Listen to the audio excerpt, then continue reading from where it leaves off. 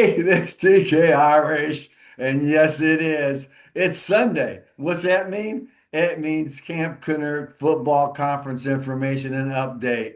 Yeah, it's week 10, and we've had some crazy things going on this week in the game of football.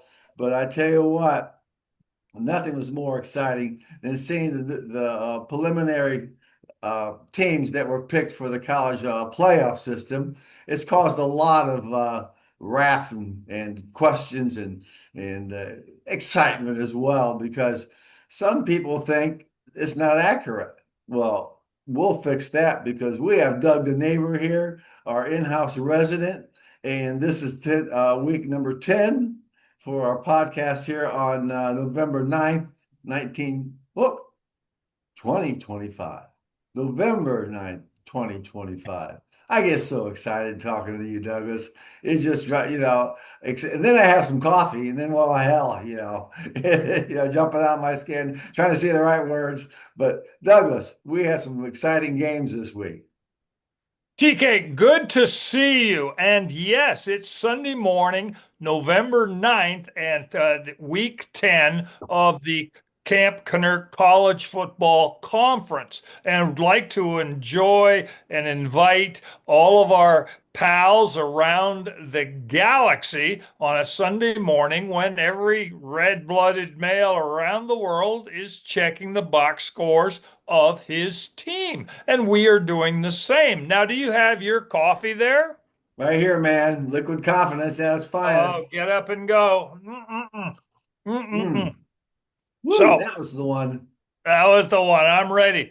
Now, yes, it's week 10 of our college football conference. And to our listeners around the world, you and I are from the old Southwest Conference football conference, the old days. Yes. Then through greed, money, television, it's kablooey. It's all gone. Yeah, they screw a good thing. Did you know the Southwest Conference was actually started in 1914? I did not know that. Oh, yes. Even if it didn't, it sounds pretty good, but it was 1914 in doing my research this week. Well, So, that's the beauty of doing this podcast with you and our guests who are into football. And we'll talk about that in a minute. Brian Storer, who we interviewed yesterday, it's only encouraged me to do more work on the history of, the games of, who's playing, and the players. I'm kind of enjoying it. yeah, yeah. As a matter of fact, I was looking through there, and I think it was about the only time a U.S. president has ever attended a college football game was when Texas was number one and Arkansas was number two, and they played in the Cotton Bowl. And Richard Nixon was so excited that he attended the game. And now it's a regular basis, I believe. Yeah, The presidents usually go to the Army Navy game, and I think other presidents have shown up because of the popularity of it. yeah, no doubt. Yeah, it was, and I was amazed he got tickets. I'm looking at this saying, how did he get tickets? No one else How did did. you say it? Doggone it. I'm gonna become president just so I can have unlimited tickets to my favorite college games. Oh, more importantly, who did he bet on FanDuel?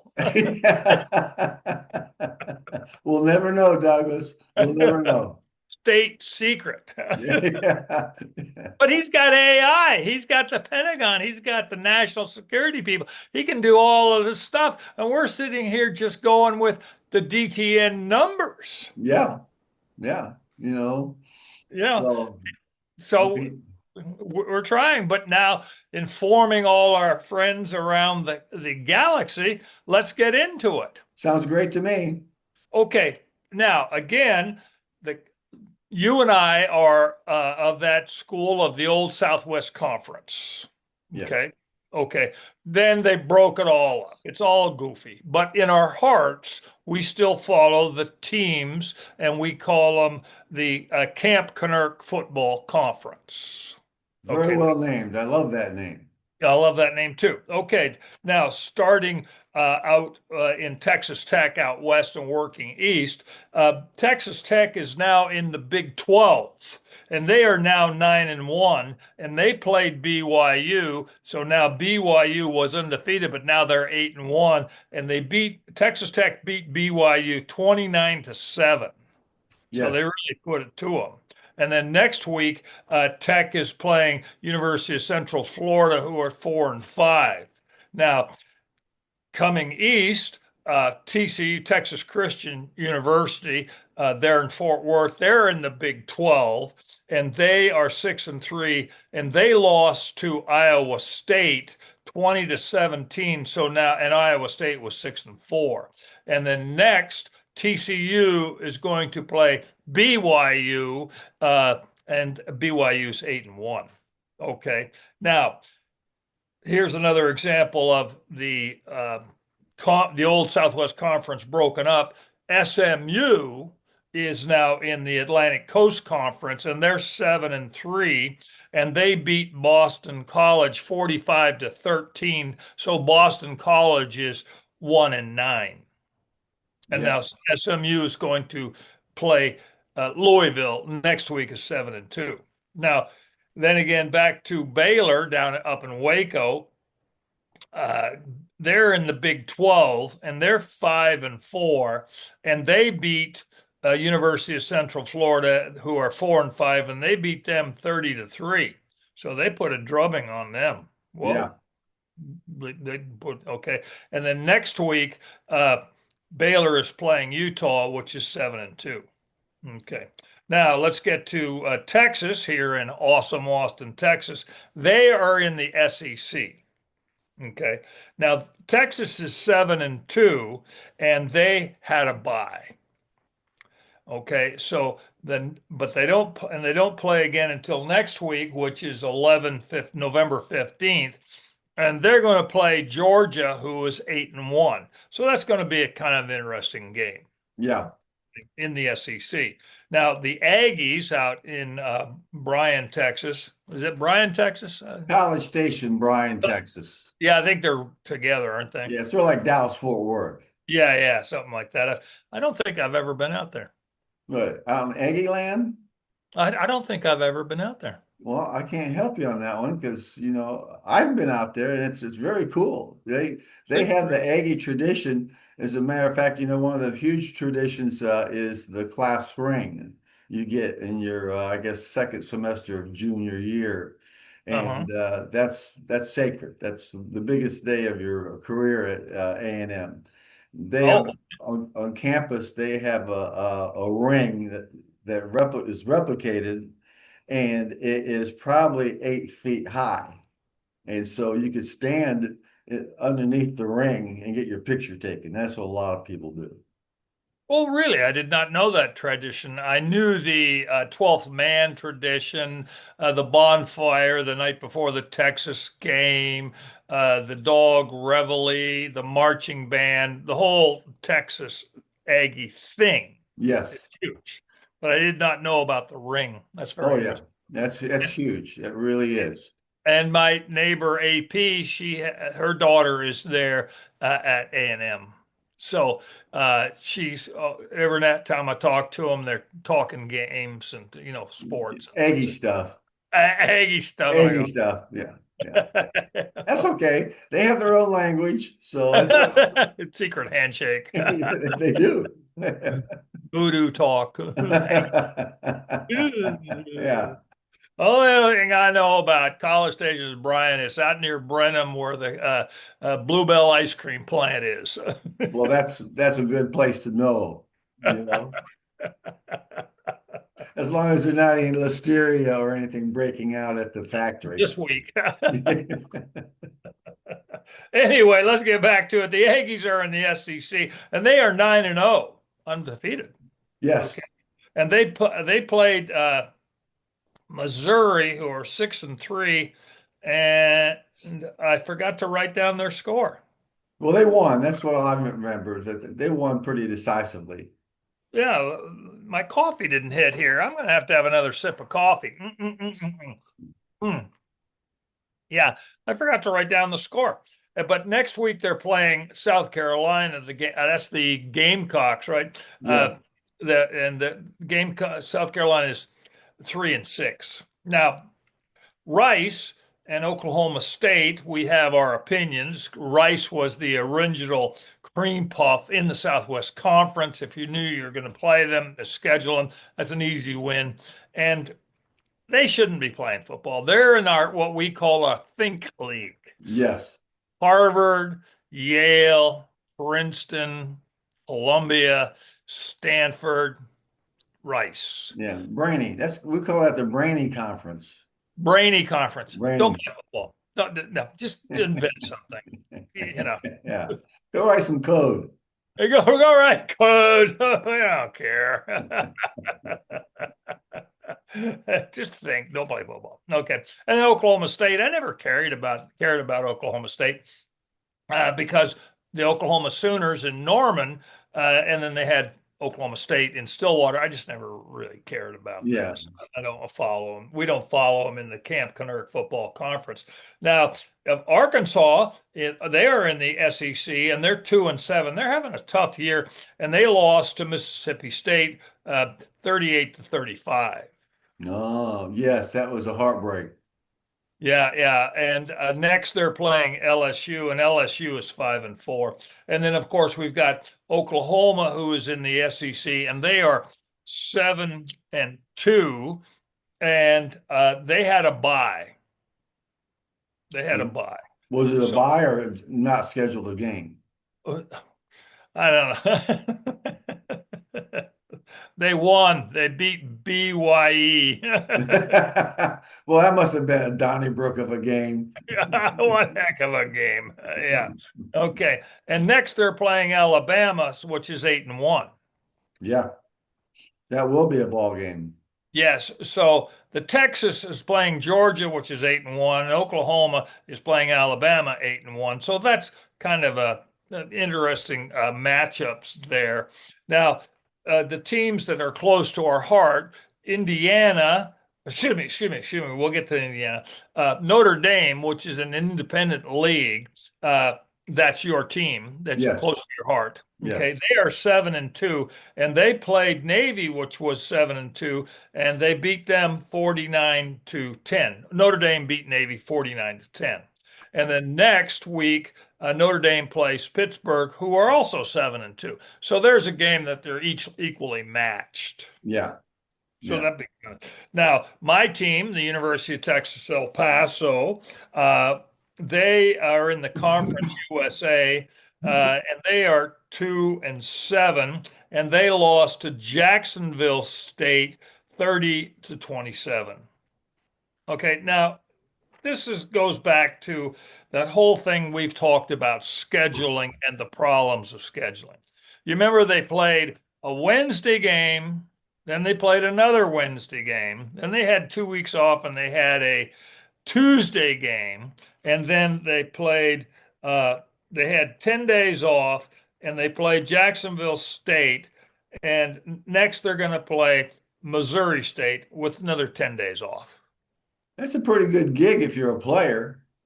Yeah, but you see the whole aspect of what we believe is the un the it's unfair where one team has so much time off and the other one played 2 games in a row. But Douglas, it doesn't matter. They still lose with 10 days rest. Yes, yes, and that goes back to my thoughts concerning UTEP. They need to scrap their football program entirely, move into the future, and become a soccer school. Yes. That's just my thoughts. It's a lot of people don't like it, but it's just you have to move into the future. Soccer is the future. Did you happen to see the Texas Tech game? Before the game, they had this little contest where if you could kick an extra point, an NFL extra point, you'd win money. Oh, I know I didn't see that. And young guy, he's a senior there at Texas Tech, was lucky enough to give it a try, and the first kick was worth $500,000. For how long? What was the distance? An extra it would be an extra point, so it would be 3 plus 7. That's 10, and then another 10 for the end zone. So that's about 20, 25 yards. Okay, $500,000. Yeah, and he missed it. You missed it. But they came back to him and said, okay, we're going to give you a second chance. And what we're going to do is that we give you $250,000 and we give the other $250,000 to a charity. Oh, okay. He nailed it. Split the uprights. Sounds Boom. like the fix might have been in. I don't know. It was fun. Everyone went nuts, you Yes. know. Yeah. Well, that's kind of interesting because Texas Tech didn't they end their tortilla toss? I'm not sure about that one. That was I think they ended their tortilla toss that was started back in 1994 when some sports announcer said, "There's nothing up there in Lubbock but fat women and tortillas factories." I always Of thought course, of course, that became something, yes. and Yeah. then the NCAA, the worthless NCAA, made, oh, that's not good. You shouldn't have throw stuff on the field. Well, I So think because then did that have something to do with one of the bowl games that they were playing in? Tostitos Bowl or Tortilla, yeah, tostados, tortilla bowl, or something like something that. like that. Because there in Florida, they would throw oranges onto the field if the team was going to the Orange Bowl. Oh, yes, yes, I see. Yeah, Yeah, yeah. yeah. And getting hit by an orange is a lot more painful than a flying tortilla. Yes, yes. So anyway, the that's kind of interesting. And next on our list, we're following Bill Belichick, the famous coach from the New England Patriots. He retired for a couple of years, then he went down to North Carolina and he started coaching there. And they beat Stanford Cardinals out there in the West Coast, Yes. Palo Alto. They beat them 20-15. And so Bill Belichick is now 4-5. Oh, yeah. They had some problems beginning the season, but now they're 4-5. So, and if they sweep the rest of it, they could end up with a winning season. Yeah. They got 4-5, so that means they got 3 games left. So, Hmm. It's so possible. it's possible. And next week they're playing Wake Forest. They're 6-3. So, it'll be a good contest. And if they Yeah. doing pretty good. Now, we're also following the Oregon Ducks because of Kevin, the magnificent computer dude who handles all of our computer problems. And Yeah. we are very, very grateful. Yes, we are. He gets a Dr. Pepper Oh, he gets several of them. because he handles. Now, Oregon is 8-1. Yes. Okay. Now they beat Iowa, which is 6-3, and they beat them 18-16. So that's a very interesting score, 18-16. Must have been a lot of kicks. Yeah. They're mostly field goals. They Most neither team had much luck in the red zone. yeah, okay. And then next Friday, now here's this whole scheduling thing. Mhm. Oregon is playing on Friday against Minnesota, who are 6-3. Okay. So the NCAA has screwed us all up. When's the game on? Yeah. You Yeah. know, we're going to wake up on a Wednesday, like with UTEP, and says there's a game tonight. Didn't they play Saturday? Hmm. They're not playing this week. No, they don't play for another 3 weeks. What? What? What are you doing to NCAA? What are you doing to us? You know, Hmm. it's unbelievable. Now let's move on. Uh, we're following a guy named Tom Celo. Yes. Celo, This, Celo, Celo, Celo. He's 58 years old, and he decided that he still had eligibility, and he went back to college, and he's playing the Lycoming Warriors. Playing for the Lycoming Warriors, and they're in Williamsport, Pennsylvania, and he's given it a shot. He's gotten in shape. He's back on the team, blah, blah, blah. Now, the Lycoming Warriors had a bye, and they're playing a team called Junita, Juniata, Junita in Huntington, Pennsylvania. Okay. And I looked at all the statistics, and Tom hasn't gone into any games yet. Okay. Like you say, secret weapon. Yeah. Yeah. But he's the cover boy for the AARP. Yes. Yes, he is. And He's got a couple, not to mention he has an NIL deal as well. probably with the pens, Viagra, lazy boy lift up chairs. Yeah. Yeah. He's big. Oh, there's no doubt about it. He's the pride and joy of anybody over 50. Right, right. Oh, and all the knee. What's the stuff you put on your knees? Icy hot. Yeah, Bengay, Kremagesics, Red Oh Hot. yeah, yeah. Oh yeah, yeah. And any sort of real estate development that has homes for single retired. Assisted living. Yeah, he could be a Yeah, he doesn't need it, spokesperson. but you see, he's looking at it. Yeah, yeah, And any mutual fund people that can invest in your future, retirement, that sort of yeah, stuff. yeah. Eyeglass people, hair restore. He's big. Tom Celo's big, and he's big here at Lycoming University. Now, I have contacted the sports information people at Lycoming and just told them that we are following Tom. Yeah, CeeLo, CeeLo. He's the Rudy of our generation. there you Rudy. go. Yeah. Now, here's something interesting. On November 22nd, that league, it's called the Landmark League or something like that. They play the Cape Henry Bowl. Cape Okay. Henry Bowl. Okay. And it's in Williamsport, Pennsylvania. But the Lycoming Warriors are 4-5. They got their off week, and then they're going to play Juniata in Huntington. But anyway, then their league has the Cape Henry Bowl. Okay. We'll be following that. Oh yeah. Now, let's get around to it. I know you're waiting. Yesterday, we did a podcast with Brian Storer. Yes, we And did. It was very good. Great guy. yes, he's a great guy. He's a big Indiana guy, and we had a nice interview as him as over as a happy camper, and we're going to be posting that podcast this afternoon because Kevin the Magnificent Computer Dude got it all finished, and I hadn't had my coffee yet to post it, so that's going to happen here soon. Yes, look forward to it. Yes, yes, looking forward to it. Now, Indiana, and you are from Indiana. I am. So Indiana's 10-0. Yes, the number two in the country. Yes, okay.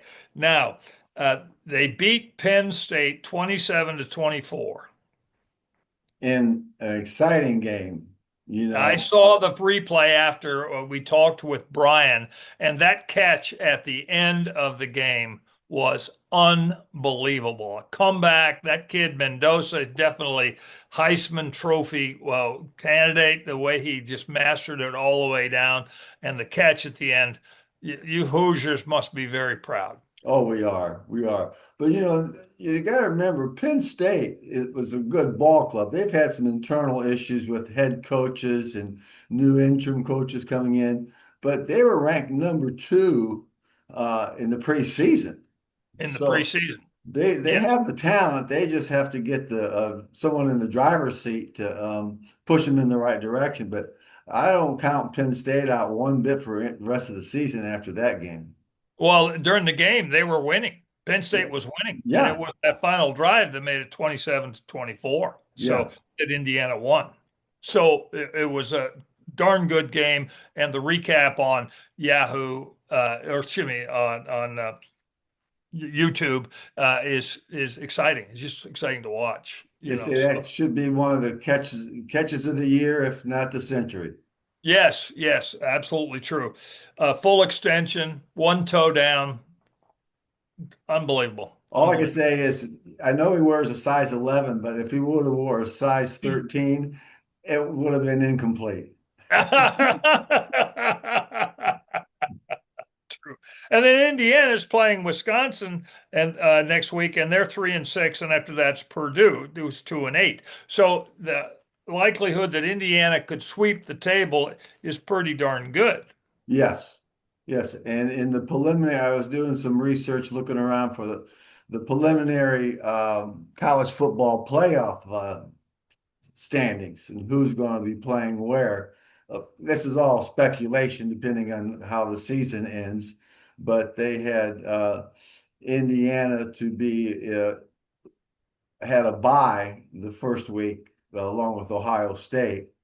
So it could be a situation where the Ohio State, Indiana plays in the Big Ten Conference Championship, and then they can meet up again in the college football playoff tournament.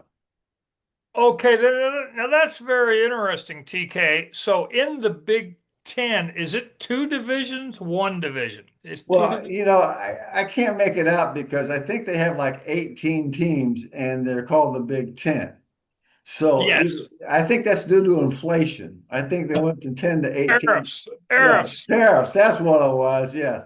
They had to cover themselves in the tariff side. So I really don't know who's in the Big Ten, but I'm sure they have two conferences.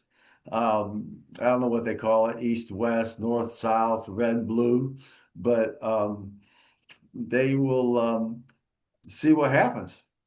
And so the winner of those East, West, Red, Blue conferences within the Big Ten, which is 18, 20 teams, whatever it is, Yes. the winner goes and plays in a championship and then goes on. It's similar in the, what was it, the SEC.